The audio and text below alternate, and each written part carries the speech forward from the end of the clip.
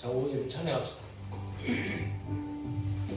자, 하나님 의지하면서 나의 안에 거하라고 찬양할까요?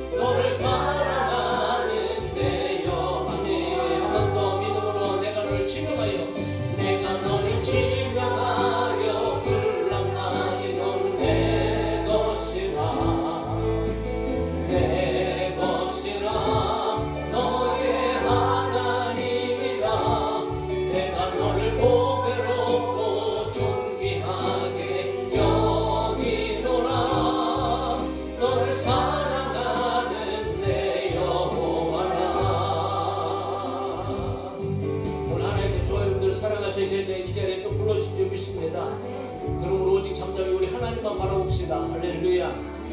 하나님만 바라보길 간절히 소원합니다.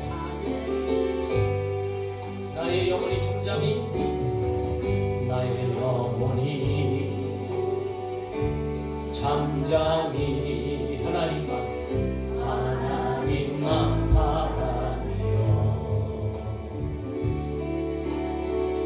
나의 구원이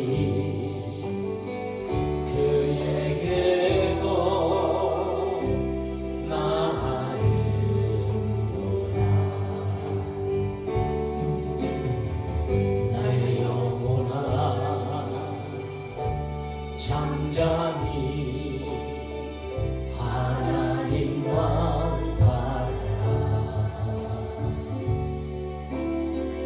나의 소망이 저에게서 나는도다 오직 주만이 나의 방안소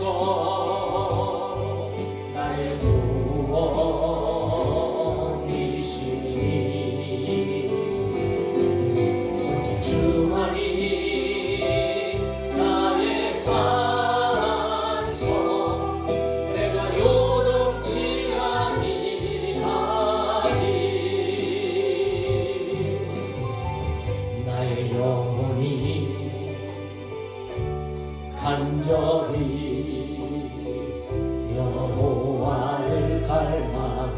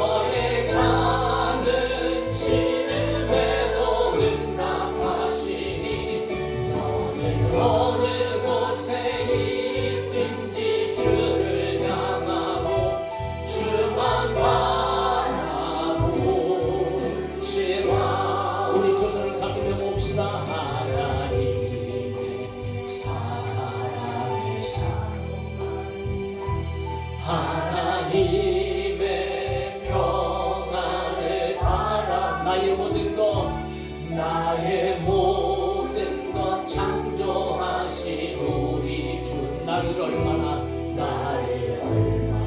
사랑하네. 그렇게 믿으시죠? 할렐루야.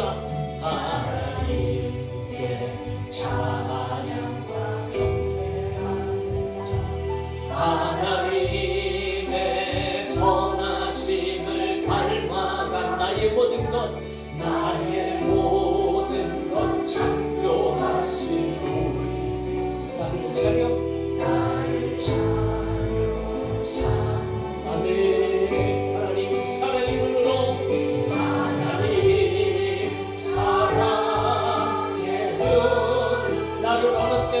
나를 어느 때나 바라보시고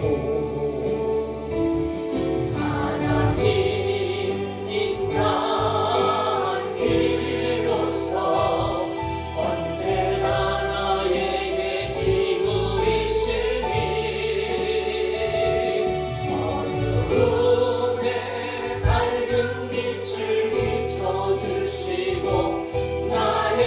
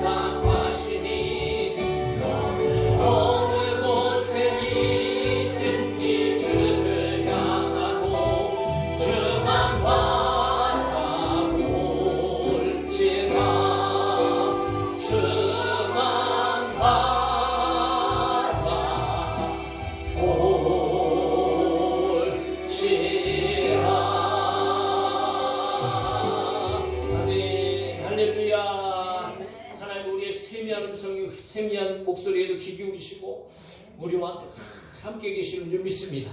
그 하나님을 끝까지 바라볼 수 있기를 간절히 소망합니다. 자, 우리 기쁨으로 주님 오실 때까지 여러분 정말 기뻐하며 살아갑시다. 그날이 도적같이 이룰 줄 우리 박수하면서 믿음으로 기쁨을 하나님 앞에 찬양합시다.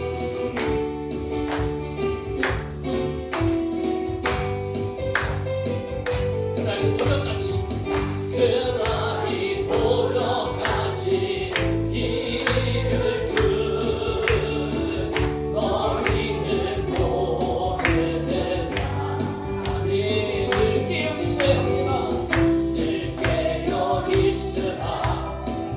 잠들지 말아라 주님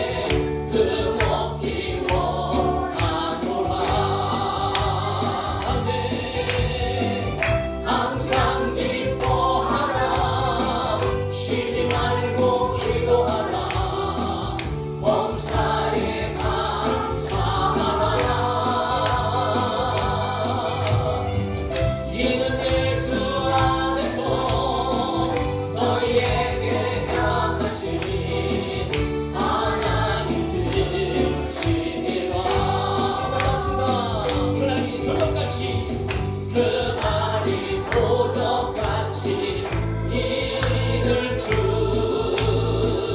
너희는 모르는가.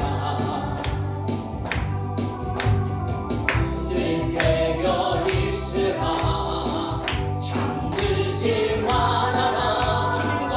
주님과 동행하라. 항상 기뻐하라. 쉬지 말고 기도하라. 범사에 감사하라. 이는 예수 안에서 우리에게 향하신 하나님 되심이라. 평강의 하나님이 너희를 거룩하게 하시고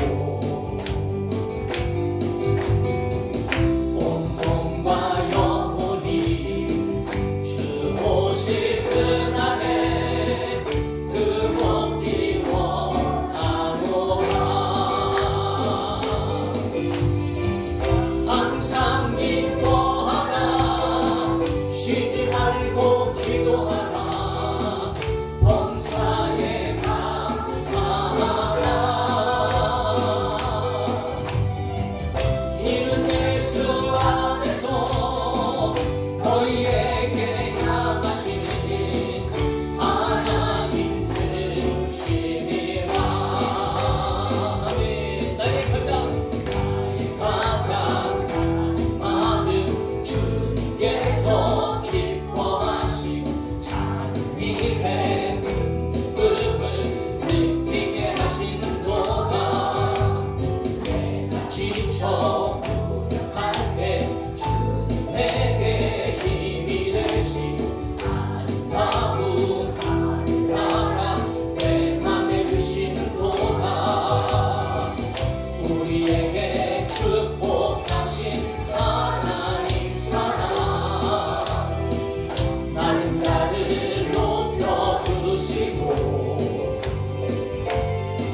아름다운 하늘나라 허락하시고 내 모든 것 예비하시네. 함께 찬양하네 기쁨을 감사하네 평안을 간구하네 하나님 알도록 하셨네. 찬양하네 기쁨을 감사하네 평안을 간구하네 하나님 알도록 하셨네. 나의 반찬 마지막을 주께서 기뻐하시고 작은 일에 기쁨을 느끼게 하시는도다. 내가 지쳐 무력할 때 주님 내게 힘이 되시고 아름다운 하늘나라 내 맘에 주시는도다. 우리에게 축복하신 하나님 사랑 나를 높여주시고 아름다운 하늘나라 허락하시고 내 모든 것 예비하시네. 찬양하네 기쁨을 감사하네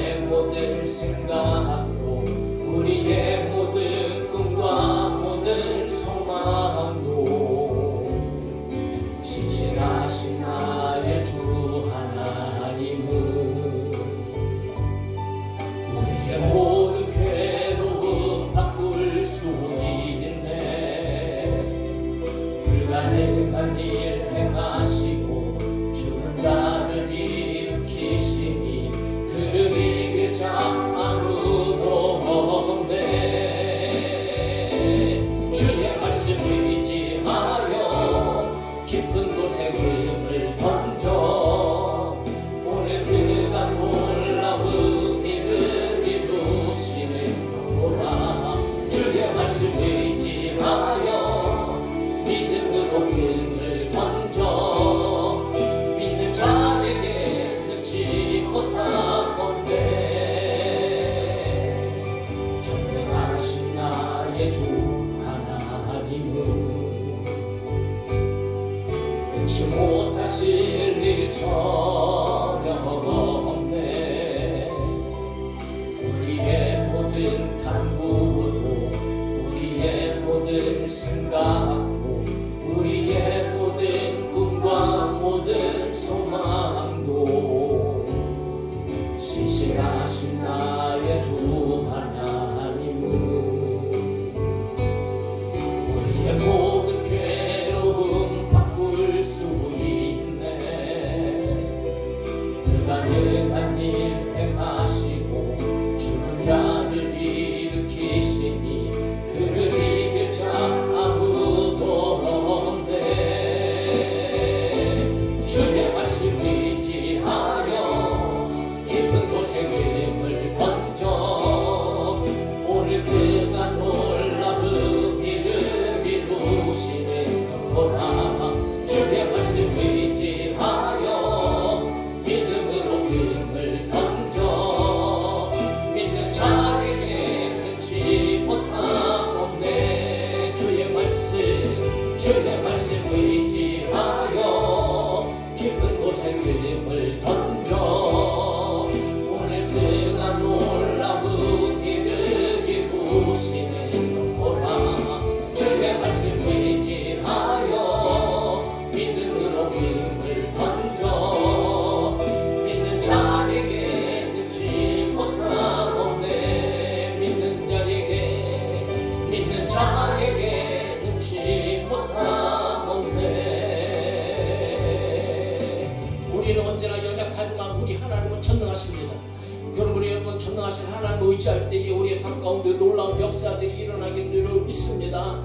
오늘도 하나님 앞에 기도합시다. 하나님, 이 나라 민족을 불쌍히 여겨주시고 반드시 아버지의 자유 대한민국이 지켜지게 하여 주시며 정말 아버지 대통령을 비롯하여 국회의원들 정치인들의 정신을 똑바로 차리게 하여 주시고 하나님의 말씀 안에 입각한 정치들이 펼쳐지게 하여 주시며 오늘 교회와 가정 가운데서도 하나님의 공의와 사랑과 은혜와 평강이 넘쳐날 수 있도록 무엇보다 하나님의 말씀 붙잡고 살아가면서 전능하신 능력의 하나님의 은혜와 하나님의 도우심을 받으며 살아가게 하여 주시옵소서 하고 우리 나라 민족을 위하여 우리 교회와 우리 가정의 평안을 위하여서 우리 잠시 한번 하나님 앞에 다 같이 기도합시다. 살아계신 아버지 감사합니다. 하나님의 은혜로 말미암아 오늘도 아버지 오후 예배를 찬양하며 주님 앞으로 나아갑니다. 살아계신 하나님, 어제나 오늘과 영원토록 동일하시고 알파와 오메가가 되시고 처음과 끝이 되시며 시작과 나중에 시작과 끝이 되시는 우리 여호와 능력의 하나님, 우리 예수 그리스도의 이름을 찬양합니다. 역사의 주관자가 되시는 모든 우리 하나님이신 줄 믿습니다. 오늘 아버지 하나님이여 세상은 각박해져가고 어둠과 흑암 가운데 갇혀 있어서 이 나라 민족 가운데도 감히 아버지 하나님이여 정말 우리가 상상하지 못하는 일들이 일어나고 지금 이제 대선이 끝나고 대통령이 선출되어지고 이제 아버지 다시 한번 우리 나라가 도약해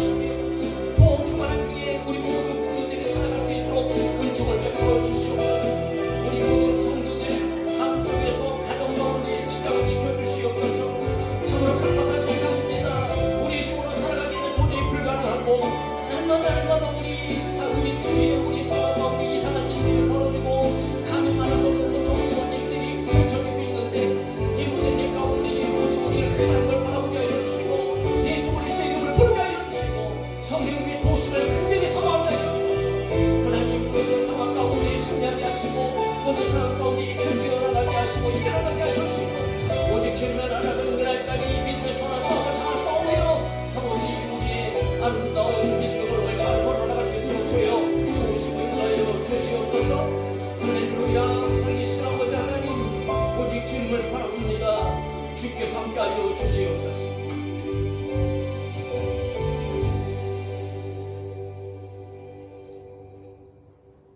오늘도 우리를 사랑하시고 오후 예배 가운데도 우리를 불러주신 아버지 하나님 감사합니다. 찬양합니다. 하나님 홀로 영광 받아 주시옵소서. 하나님 지금도 살아계시고 역사의 주관자가 되시고 교회를 지키시며 성도를 지키시며 믿음의 삶을 살아가는 자들을 눈동자같이 보호하여 주시고 전능하심으로 하나님의 모든 계획과 기뻐하시는 뜻을 하나님 친히 이루어 가시는 줄로 믿습니다.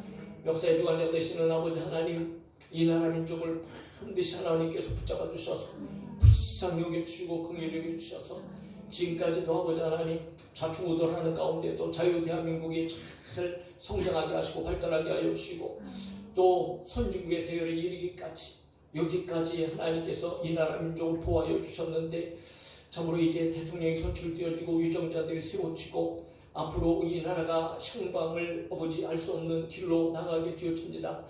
하나님께서 그들의 생각과 마음을 주장하여 주셔서 반드시 아름답고 올바르고 공정하고 정의로운 정책들이 펼쳐지게 하여 주시옵소서.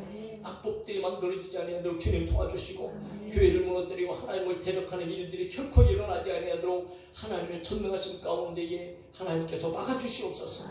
이를 위하여 믿음의 사람들이 깨어 기도하게 하여 주시고 아버지 하나님 정말 눈물로 나라를 위하여 기도해야 될 때이고 가족을 위하여 기도할 때이고 우리 자녀들을 위하여 기도할 때인 줄 믿습니다. 우리 모든 성도들이 기도하기를 쉬지 아니하고 하나님 앞에 하나 의지하며 성령의 충만한 우리 이 마지막 때를 살아갈 수 있는 성도들 되게 하여 주시옵소서. 오늘도 이 예배 가운데에 오직 주의 성령께서 운행하여 주시며 하나님의 주시는 말씀 들려진 말씀이 우리 가운데 올바로 들려지게 하여 주시고 들려진 말씀을 통하여서 다시 힘을 얻고 위로를 얻고 용기를 얻어서 한 주간의 삶을 복된 삶으로 살아갈 수 있도록 주님 은혜를 베풀어 주시옵소서. 거룩하신 예수님의 이름으로 기도하옵나이다. 아멘. 자, 하나님 말씀 히브리서 4장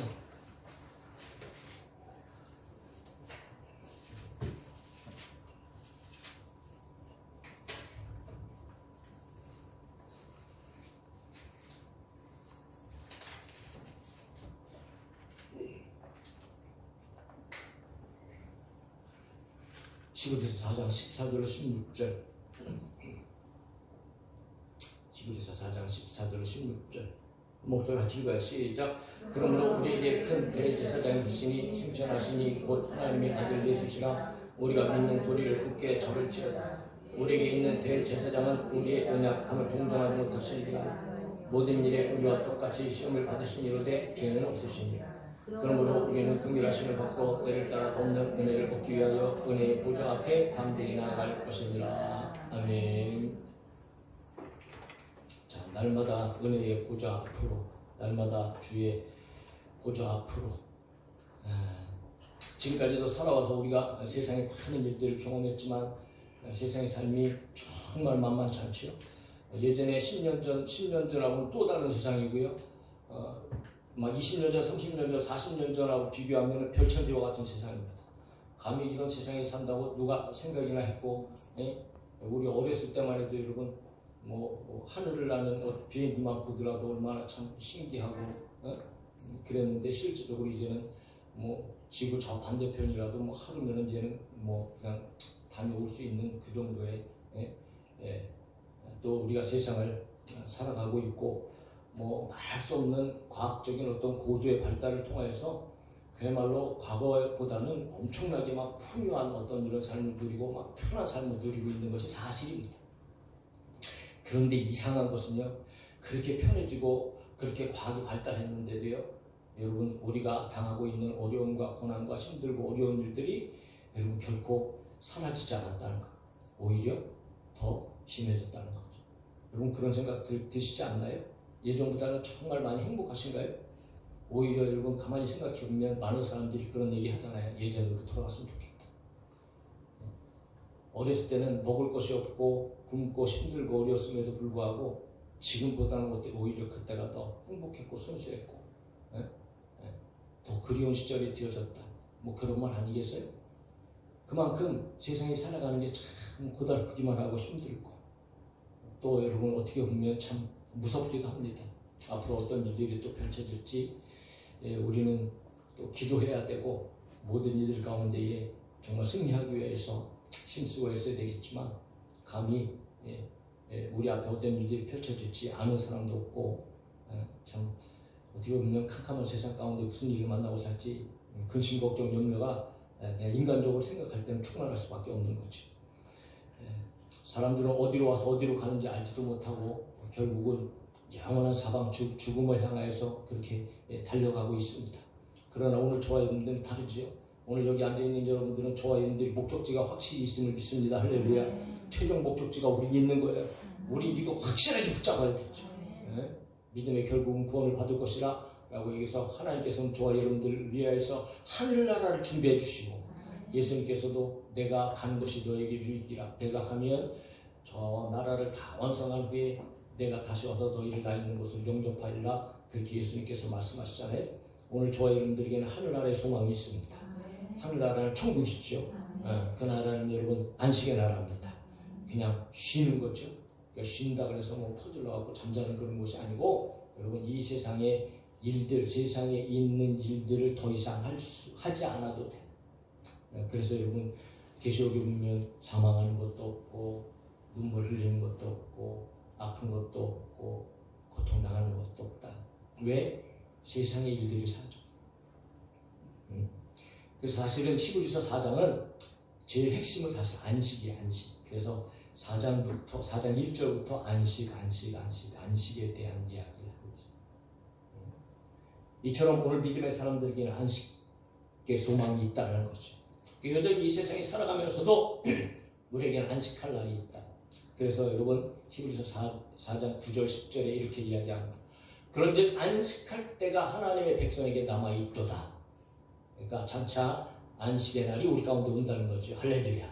이미 그의 안식에 들어간 자는 근데 지금 이미 세상에 살다가 그의 안식에 들어간 사람들이 있어요. 믿음으로 살다가 벌써 이제 세상을 떠난 사람들. 자, 그런 자들은 하나님이 자기의 일을 쉬시는 것 같이 그도 자기의 일을 쉬느니라. 세상 일들이 이제 다 쉬고 안식에 들어간 사람들이 있지. 하나님께서 6일 동안 세상을 창조하시고 안식하셨던 것처럼 일을 다 이제 쉬시고 안식하셨던 것처럼 완전한 평화를 누리신 것처럼 이미 이 세상에 살다가 먼저 안식에 들어간 사람들이 있다라고 얘기하면서 그러나 오늘 지금 이 시대에 살아가는 자들에게는 반드시 그러므로 너에게는 아직 안식할 때가 하나님의 백성에게 남아있도다. 우리 가운데 이제 그런 소망이 있는 것을 히브리서 앞에서 이제 이야기하면서 우리에게 안식할 날이 온다. 여러분 얼마나 생각만 해도 참 기쁘고 감사한 일인가요? 그렇게 생각하지 않나요? 저는 어떨 때는 정말 하여튼 속히 주님 다시 오셨으면 좋겠다. 그런 생각을 가끔 합니다. 우리 목회자들도 목사님들도요. 이렇게 가끔 이렇게 여러분 만나서 이렇게 목회 현장 얘기를 들어보면 주님 좀 빨리 오셨으면 좋겠다 그런 말씀을 하시는 분들 느끼죠. 목회 현장이 만만치 않다는 어떤 이런 참 이게 개인적으로 살아가는 것이나 아니면 성도들도 마찬가지일 거예요. 참 쉽지 않아요. 참 만만치 않습니다. 그러므로 오히려 주님 빨리 오셔서 정말 빨리 총회라 더 빨리 천국에 가면 얼마나 좋을까 그런 기대들 그런 소망들을 가지고 있다는 거지. 자, 우리는 오직 예수 그리스도를 통하여서 안식을 얻었습니다. 할렐루야. 예수님을 믿음으로 하나님의 자녀가 되어졌죠. 그러면 왜 예수님을 믿었기 때문에 과연 예수님이 어떤 분이시기 때문에 예수님을 믿어서 우리가 안식을 얻게 되어졌는가 라고 하는 것을 지금 히브리서 기자가 말하려고 하는 겁니다. 그래서 14절에 그렇게 얘기하는 거예요. 그러므로 우리에게 큰 대제사장이 계시니 승천하시니 곧 하나님의 아들 예수시라. 우리에게 큰 대제사장이 계신다고 말씀하죠. 여기서 계신이라는 말은요 다른 것이 아니고 가지다라는 말, 가지다, 취하다. 그러니까 우리는 큰 대제사장을 가지고 있단 말이죠. 우리는 큰 대제사장을 취했단 말이죠. 오늘 저와 여러분 안에 큰 대제사장이신 예수님께서 우리 안에 계시는 줄 믿습니다. 믿음으로 말미암아 우리는 이미 예수님을 갖고 있단 말이에요. 네? 이미 그분은 우리 안에 들어와 계시다는 거죠. 영원히 떠나시지 않고 내가 너희와 영원히 함께 하리라 라고 말씀하셨잖아요. 그러니까 우리 안에 그분이 계시다는 것은 다른 어떤 의미를 또 가지고 있냐면 그분이 나의 왕이 되시고 나의 주인이 되셔서 그분의 모든 완전한 제사를 통하여서 우리는 그분 안에서 신앙의 깊은 뿌리를 내리고 그분의 제사를 통하여서 우리가 하나님께 나아갈 수 있다는 것을 의미하고 내포하기도 한다. 구약의 대제사장들을 보면 참 대단한 사람들이죠. 하나님께서 특별히 세우신 그런 직분자들 아니겠어요? 백성의 우두머리들로 아주 탁월한 존재들로 세우셔서 그들에게 하나님은 아주 대단한 일을 맡기셨어요.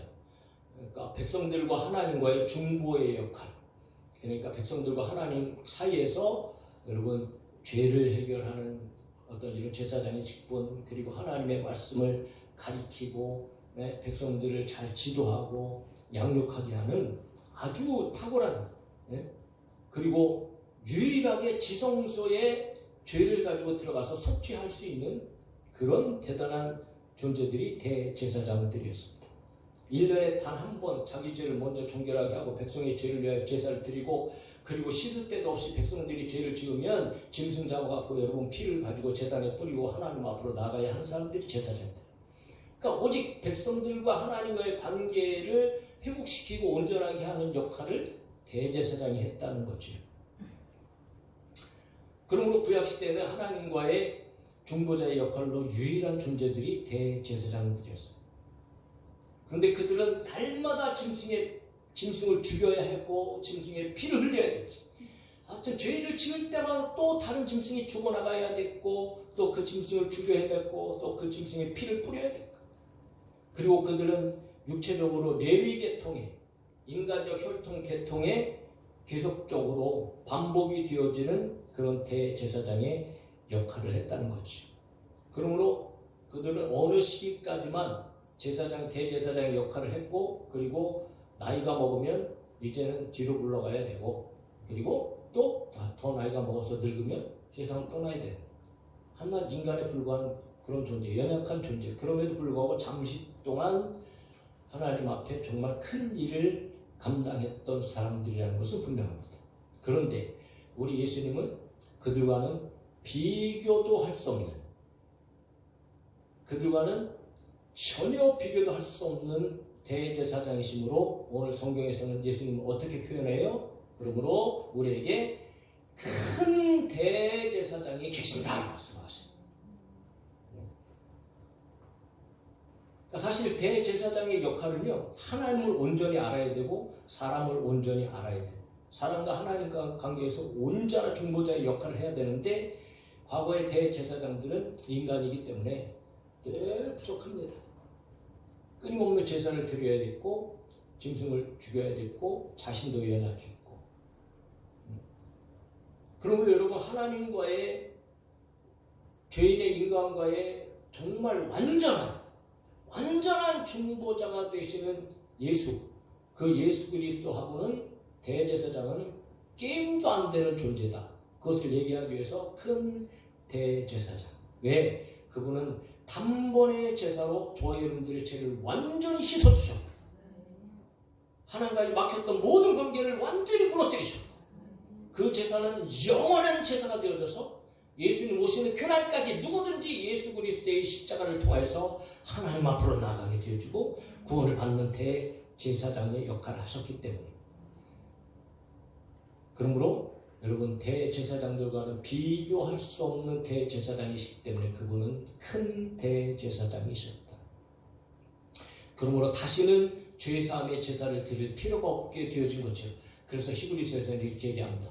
제사장마다 매일 서서 섬기며 자주 같은 제사를 드리되 이 제사는 언제나 죄를 없게 하지 못하거니와 오직 그리스도는 죄를 위하여 한 영원한 제사를 드리시고 하나님 우편에 앉으사 그 후에 자기 원수들을 자기 발등상이 되게 하실 때까지 기다리시나니 그가 거룩하게 된 자들을 한 번의 제사로 영원히 온전하게 하셨느니라. 할렐루야. 예수 그리스도의 보혈은 우리 안에 계속적으로 부어지고 있고 이 보혈의 능력으로 말미암아 우리는 죽을 때까지 하나님 앞에서 의인으로 거룩한 자로 살아가다가 천국에 간다.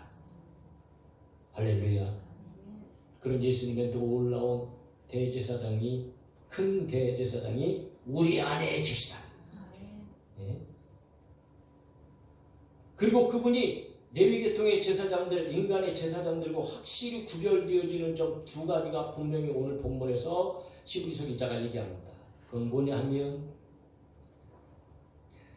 보십시오. 그러므로 우리에게 큰 대제사장이 계시니 첫 번째 그는 어떻게 하신 분이에요? 승천하신 분이다. 예수님은 죽으시고 승천하셨다. 여기서 승천했다라는 것은 하늘들을 통과하셨다는 의미거든요. 사실은 원어상으로는 복수로 되어 있어요. 하늘들. 그러니까 하늘 위에 하늘이 있고 하늘 위에 하늘이 있고 하늘이 여러 가지 단계가 있다는 거죠. 이것은 히브리 관점에서 유대 사상에서는 하늘을 3층천 아니면 7층천으로 그들이 생각하고 있고 관념하고 있었고요.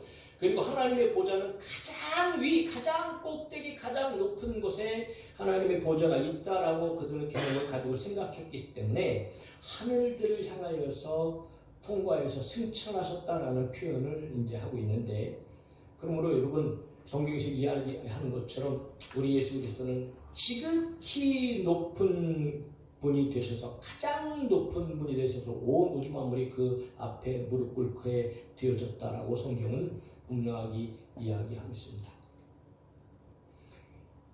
자, 또 하나는 또 한 가지는 그가 누구라고요? 오늘 그가 승천하셨음에도 또 곧 그가 하나님의 아들 예수시라. 하나님의 아들이라는 거죠. 그분이 그 존재 자체가 대제사장들하고는 다르다. 대제사장들은 죄인이고 그러나 예수님은 하나님의 아들이시다. 하나님의 아들이라는 것은 그분이 곧 하나님이심을 말합니다. 그래서 여러분 빌립이 하나님을 보여주세요. 그러니까 예수님께서 뭐라고 말씀하세요? 예수께서 이르시되 빌립아 내가 이렇게 오래 너희와 함께 있을 때 내가 나를 알지 못하느냐? 나를 본 자는 아버지를 보았거늘 어찌하여 아버지를 보이라. 예수님을 본 사람은 아버지를 본다. 예수님은 곧 아버지와 동일한 존재이시다. 그러므로 예수님은 자신이 하나님과 동일한 신성을 지닌 존재이심을 분명하게 밝히고 계십니다. 그것은 예수님은 완전한 인간이심에도 불구하고 또한 완전한 하나님으로서 예수님 안에 여러분 위격적 연합, 인성과 신성을 지니신 이 세상에 그 누구도 그런 존재가 없는 오히려 유일한 예수님만이 가지시는 아름다운 성품이 있었다라는 것을 우리가 발견하게 되어집니다. 그러므로 그분은 본질 자체가 하나님이시다.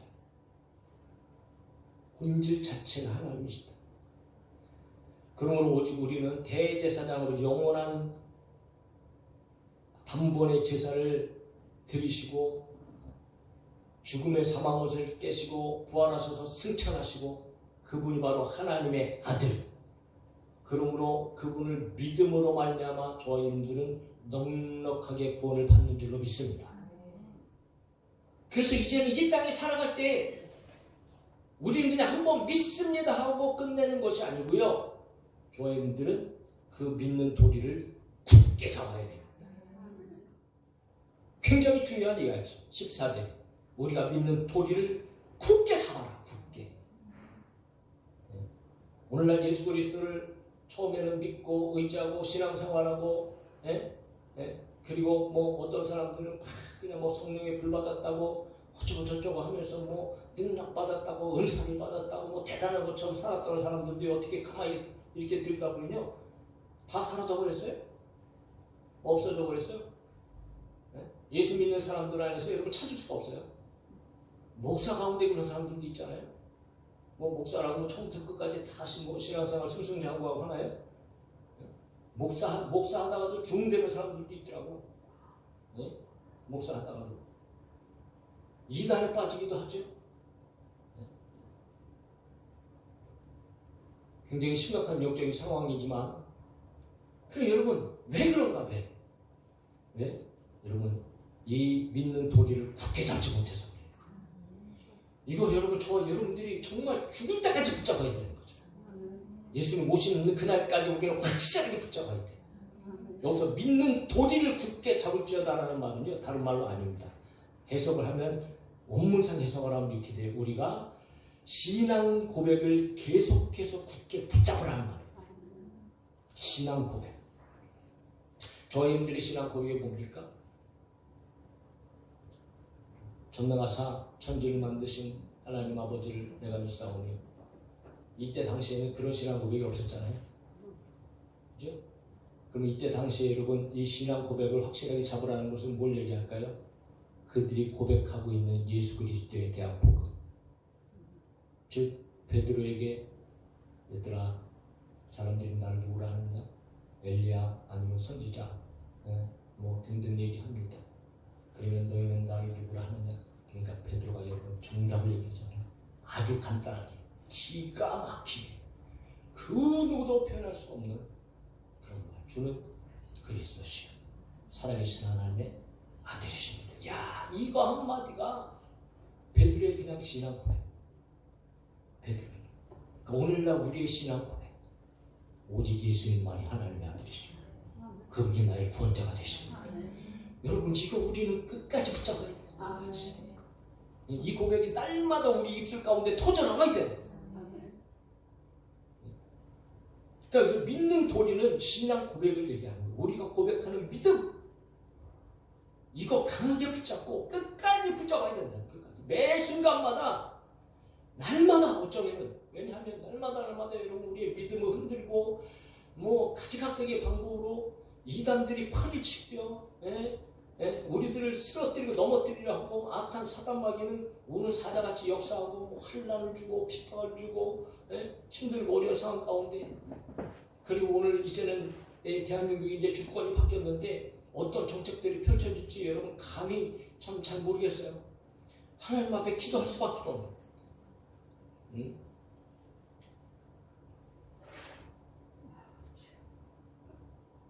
그런 속에서 우리가 여러분 정말 우리는 이 믿음 하나 정말 우리 굳게 붙잡아야 돼요. 근데 그 믿음을 굳게 붙잡고 살아가는 삶이라 할지라도, 안식할 때는 남았지만 그 믿음 굳게 붙잡고 살아갈지라도 우리 앞에는 여전히 힘들고 어려운 일은 줄기차게 찾아올 겁니다. 이게 문제인 거예요. 아무리 강한 믿음을 가지고 살아가도요, 우리 앞에 끊임없이 힘들고 어려운 일들은 계속해서 찾아올 거예요. 그러면 여러분, 그런 상황 속에서 우리는 도대체 어떤 말로 위로를 받아야 될까? 어떻게 승리해야 될까? 그래서 여러분, 히브리서 기자가 뒤에 이어서 여러분 그들에게 이렇게 여러분 믿음을 아주 견고하게 하는 확실한 말을 하는 거예요. 15절. 우리에게 있는 대제사장은 우리의 연약함을 동정하지 못하실 리가 아니에요. 모든 일에 우리와 똑같이 시험을 받으신 이로되 죄는 없느니라. 무엇을 얘기하는가? 연약함은 연약함들입니다. 육체적으로, 정신적으로 피곤하고 배고프고 목마르고 했던 어떤 이런 것 또한 더불어 플러스 육체적 고통, 환경적인 어려움, 정신적 고통, 이런 모든 것들이 인간의 연약함입니다. 그런데 이런 우리에게 있는 대제사장은 우리가 살아가면서 받는 이 모든 연약함들을 동정하지 못하실 이가 아니요, 동정하시는 분이라는 거죠. 예전에는 체휼하지라고 표현을 하고 있는데, 여기서 이 동정하다는 것은요, 같은, 동일한 것을 겪고 동일한 것을 당하다, 이런 뜻인 거예요.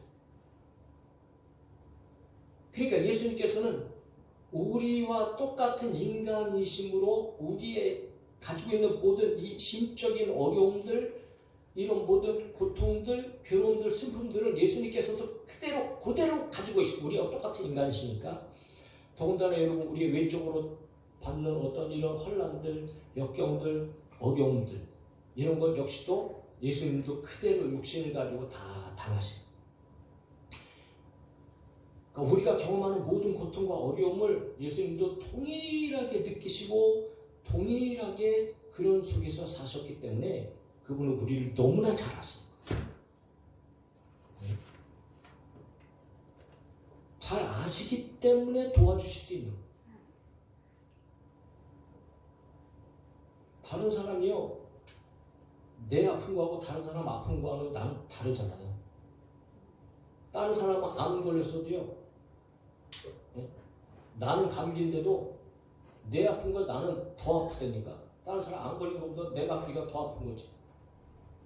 몰라요, 사람들은. 다른 사람들이 얼마나 힘들어할까, 어려워할까. 사실 뭐 어느 정도는 좀 이렇게 좀 뭐 생각을 할 수 있겠죠. 배고픈 사람의 심정을 아시나요? 배고파봐야 알지. 정말 살다가 망한 사람들, 쓰러지고 자빠진 사람들의 심정을 여러분, 아이고 불쌍해라, 뭐 그렇게는 생각할 수 있지만 정말 그들의 마음과 그 공감할 수 있나요? 못합니다. 정말 비참한 거는요, 아무나 공감할 수 없어요. 그런데 오늘 예수님께서는 우리의 인간의 모든 것들을 그대로 다 공감하시고 아시는 분이고 그런 연약함을 동일하게 당하셨던 분이다. 그러므로 예수님은 오늘 우리와 같다. 그런데 여러분, 이것이 얼마나 중요한 의미인지 아세요? 예수님이 누구세요? 예수님께서 하나님이시잖아요. 세상에 있는 사람들은요, 신관에 대해서 신은 어떤 존재인가라고 할 때 신은 인간하고는 동떨어진 존재예요. 어떻게 신이 무슨 인간 세상에 와서 고난을 당하고 힘들어하고 다른 사람에게 핍박을 받고 그런 존재가 어디서 신이, 그건 신이 아니라는 거죠. 왜? 신은 인간하고는 차원이 다른 곳에서 영원히 신들은 자기 마음대로 살고요, 행복하게 살고 영원히 뭐 영광 가운데 존재하는 존재들이 신이라고 생각하지 무슨 사람들이 생각할 때. 그런데 우리 예수님은 반대로 예수님은 하나님이심에도 불구하고 우리와 똑같은 사람이 되셨어요. 그리고 우리가 당하는 모든 어려움, 우리가 느끼는 모든 괴로움, 슬픔, 고통, 이것을 그대로 다 감정상으로 당하시고, 우리가 받는 모든 육체적 어려움, 고통, 솔직하게 생각해 봅시다. 예수님께서 당한 고통이 더 크고 아팠겠어요? 오늘 저와 여러분들이 가지고 있는 고통이 더 크고 아팠겠어요? 비교할 수가 있겠어요? 오히려 예수님은 더 큰 고통, 더 큰 어려움. 사단마귀는 끊임없이 예수를 끌어내리려고 하여튼 사역 시작할 때부터 공격하고. 더군다나 온 유대인 이스라엘 백성들은 예수님 편에 선 것 같고 칭찬한 것 같지만 결국은 여러분 뒤에 들어가서는 다 돌팡매질하고 예수님 잡아 죽이려고 나섰다.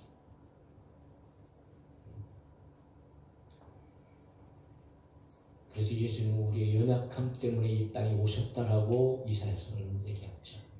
8장 17절에 선지자 이사야를 통하여 하신 말씀에 우리의 연약한 것을 친히 담당하시고 병을 짊어지셨도다 함을 이루려 하시니더라. 인간의 몸을 이루신 예수님께도 이러한 시험이 여전히 찾아왔습니다. 훨씬 더 큰 시험을 받으시면서 사셨어요. 그러나 예수님께서 당하신 시험과 우리와 당한 시험이 동일하지만 그러나 예수님과 우리와는 차이가 있으시죠? 왜냐하면 예수님은 죄가 없으십니다. 우리는 시험 당하며 괴로워하고 힘들어하고 슬픔을 당하며 쓰러지고 자빠지고 낭망하고 그렇지만 예수님은 당당하게 모든 시험을 다 적극적으로 맞이하시면서도 예수님은 주저하지 않으시고 낭망하지 않으시고 그럴 일이 없으시죠. 왜? 예수님은 하나님이시니까. 그러니까 예수님은 모든 시험에 다 승리하셨고 이기셨고, 심지어는 그들이 쾌제를 부르고 환호를 부르는 역사가 있었어. 예수님은 드디어 십자가에 달려 잡아 죽였다 라고 그들은 환호를 하고 쾌제를 불렀지만 결국은 예수님은 십자가에 다시 부활하셔서 사신 완전한 승리를 거머쥐신 예수님. 그러니까 여러분, 마귀가 끊임없이 예수를 했어요.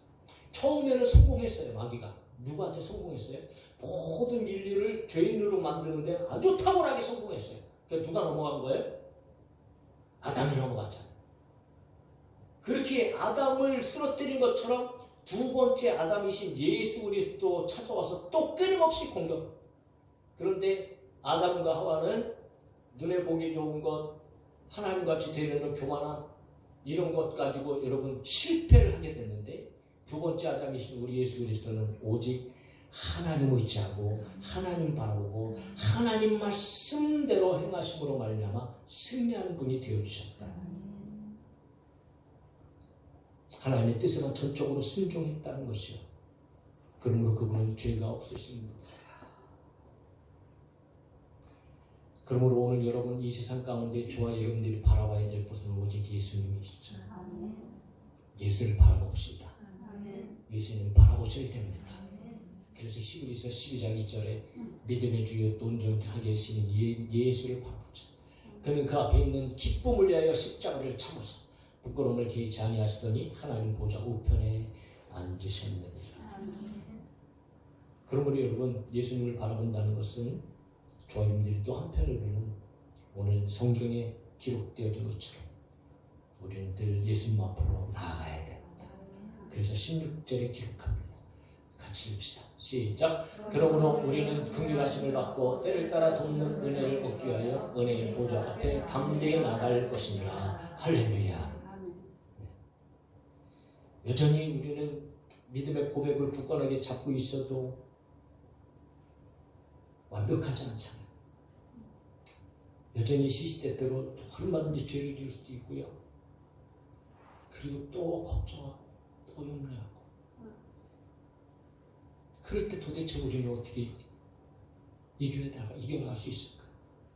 우리의 힘으로는 안 됩니다. 그래서 우리는 여러분 늘 은혜의 보좌 앞으로 나아가야 돼. 가서 긍휼하심을 받아야 돼. 하나님의 불쌍히 여기십니다. 그래서 우리는 늘 기도할 때마다 여러분 우리가 잘나는 게 있어서 하나님 앞에 요구하는 게 뭐가 있겠습니까? 우리는 여전히 부족하고 더럽고 추악함에도 불구하고 하나님 앞에 기도하잖아요. 그러면 하나님 내가 이렇게 했는데 하나님 왜 안 주십니까? 라고 기도할 수도 있겠지만 그러나 늘 언제나 어디서 하나님 나는 아무것도 할 수 없습니다. 나는 죄인입니다. 하나님 나를 불쌍히 여겨주옵소서. 하나님 내 기도에 응답하여 주옵소서. 이렇게 하나님 앞에 우리는 기도해야 될 것 아니겠어요? 불쌍히 여기셔서 예수 그리스도를 이 땅에 보내신 하나님이시다. 오늘 우리의 삶 가운데도 그 하나님의 불쌍히 여기심이 우리는 날마다 필요하다는 거죠. 그 불쌍히 여기심 가운데에 하나님은 때를 따라 우리를 도와주신단 말이죠. 왜 하나님께서 이스라엘 백성들에게 축복의 말씀을 하시면서 너희들이 가나안 땅에 가면 내가 이른 비와 늦은 비를 너에게 줄 거야. 그 이른 비와 늦은 비라는 사상이요 단순하게 비를 주신다 라고 하는 말씀처럼 들리죠. 동사 짓기위해서 비가 필요하지 그런 말처럼 들리지만 여러분 심오한 뜻이 있는 거예요. 이른 비와 늦은 비를 주신다는 뜻은요 그때 시기 적절할 때 알맞게 하나님께서 비를 주시고 시기에 맞춰서 때에 맞춰서 하나님께서는 그들에게 모든 것들을 공급해 주신다는 약속이에요. 그러니까 아무리 여러분 막 급하고 막 그런 문제를 할지라도 여러분 다 끝장나고 나서 여러분 그렇게 하나님께서는 막 그냥 막 급하게 막 그렇게 역사해 주시고 그렇게 도와주시는 분이 아니라는 거죠. 그러니까 하나님의 돕는 은혜는 시기적절하게. 그러니까 사람의 뜻과 사람의 생각과는 다르지만 어쨌든 하나님께서 보시기에 가장 우리의 삶 속에서 가장 좋은 그런 방법으로 가장 좋은 시기에 저와 여러분들의 삶 속에서 역사해 주신다는 거죠. 그러니까 아무리 큰 도움이라도 시기를 놓친 후에 도와주시는 도움이라면 전혀 소용이 없는 거예요. 봄에는 농사를 지을 만큼의 적당한 비가 내려야지 봄에 폭우가 쏟아지면 되겠어요? 똑같이 물이 온다 그래도. 그러나 하나님께서는 아주 적재적소의 최적의 때에 하나님의 백성들의 도움의 손길을 펼칠 때에 하나님은 역사해 주신다는 거죠. 그것이 하나님께서 베풀어 주신 은혜이며 우리가 은혜의 보좌 앞으로 나아갈 때에 비로소 하나님께서는 그런 도움의 손을 펼쳐주신다. 이스라엘 백성들이 왜 그렇게 고난을 당했습니까? 하나님을 멀리 했기 때문에 아니겠어요? 한마디로 얘기해서. 뭐 죄를 지은 것이지만 결국 하나님을 떠나서 하나님을 멀리 했죠. 그러니까 저와 여러분들은 늘 하나님 앞에 가까이 가요. 항상 여러분 예수님의 이름을 부르고 복음의 믿음의 신앙 고백을 날마다 고백하면서 항상 하나님과 가까이 하고 그분이 나의 주님 되시고 그분 앞에 우리 마음의 소원을 아뢰고 여러분 늘 우리는 그분을 가까이 하는 것이 얼마나 중요한가. 시편 73편 28절 다 같이 읽읍시다. 시작. 하나님께 가까이 하니 내게 복이라. 내가 주 여호와를 나의 피난처로 삼아 주의 모든 행적을 전파하리이다. 야고보서 4장 8절입니다. 시작. 하나님을 가까이 하라. 그리하면 너희를 가까이 하시리라. 죄인들아 손을 깨끗이 하라. 두 마음을 품은 자들아 성결하게 하라. 할렐루야. 오늘 저와 여러분들이 얼마나 큰 복을 누리고 있는지 여러분 우리는 상상이라도 한번 해보셨어요? 전능하신 능력이 하나님 온 우주 만물을 창조하신 하나님 오늘 우리는 뭐라고 불러요? 아버지라고 부르잖아요. 그것도 아빠 아버지라고 부르잖아요.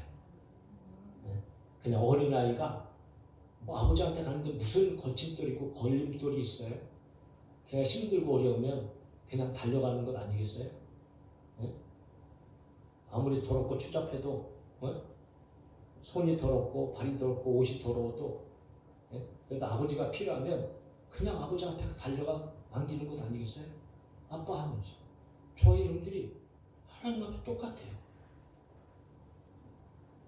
때로는 부족하고 연약해서 죄를 지었다 할지라도 우리는 하나님 앞에 그렇게 나갈 수 있는 거예요. 그런 자격을 저희 여러분들한테 주신 거예요. 할렐루야. 그래서 갈라디아서 4장 8절 얘기하죠. 너희가 아들임으로 하나님의 그 아들의 영을 우리 마음 가운데 보내서 아빠 아버지라 부르셔서 이거는 친밀감입니다. 언제나 어디서나 하나님 앞에 나아갈 수 있다는 거죠. 아무리 우리가 부족하고 연약해도 하나님의 보좌 앞으로 나아갈 수 있기 때문에 저와 여러분들은 담대해야 돼요. 확신을 가지고 나가. 하나님 앞에 솔직한 마음으로 깨끗한 마음으로 가지고 나가. 그러면 우리를 긍휼히 여겨주시고 때를 따라 돕는 은혜를 하나님께서 베풀어 주신다. 안식할 때가 남아있죠. 그러나 여전히 여러분 세상은 만만하지 않습니다. 이번 한 주간 또 살면서도 여러 가지로 저와 여러분들이 또 경험하게 될 겁니다. 뭐 코비드 사건이 있지만 사실 멘붕이 막 너무 크게 와갖고 그러다 가만히 생각해 보니까 가만히 앉아 있으면요 너무 답답한 거예요. 정말 막막한 거예요. 뭐 1시간 준비하면 될 거를 5시간, 6시간 준비해야 되니까 이게 그냥 답답한 거. 근데 그런 상태에서 끊임없이 또 생각하다 보면 어떤 생각으로 돌아가냐 하면 주님, 하나님, 이게 하나님께 해결해 주셔야 되는데 이게 도저히 나는 벗어날 수가 없어. 주님, 좀 내 생각을 바꿔주시든지 내 상황을 바꿔주시든지. 그러니까 끊임없이 앉아갖고요. 때로는 막 정말 성질이 나고요. 막 아내한테 짜증도 내더라고 내가. 그러면서도 끊임없이 내 안에서는 끊임없이 주님 앞에 주님 이거 어떻게 내가 좀 해결할 수 있도록 그리고 주님과의 관계를 자꾸 이게 생각할 수밖에 없게 되더라고. 그러니까 하나님께서 생각 속에서 마음 속에서 조금씩 여러분 자꾸 긍정적인 생각을 주시고 긍정적인 마음을 주시고 견디게 하시고 이기게 하시고 밤을 새워서라도 여러분 성주 준비하게 하시고 이런 게 오히려 하나님 앞에서 어쩌면요 저 개인적으로도 더 하나님과의 친밀함을 가지고 하나님을 만날 수 있는 계기가 되어줄 수도 있겠다. 여러분 힘들고 어려워도 저 여러분들은 예수님의 이름을 부르고 예수님 관계를 확실하게 하고 주님 앞으로 나아가야 돼. 그럴 때 주님 반드시 우리의 삶 가운데 역사해 주실 줄로 믿습니다. 날마다 은혜 보좌 앞으로 나가서 승리하는 우리 모두가 될 수 있기를 예수님의 이름으로 축복합니다. 아멘.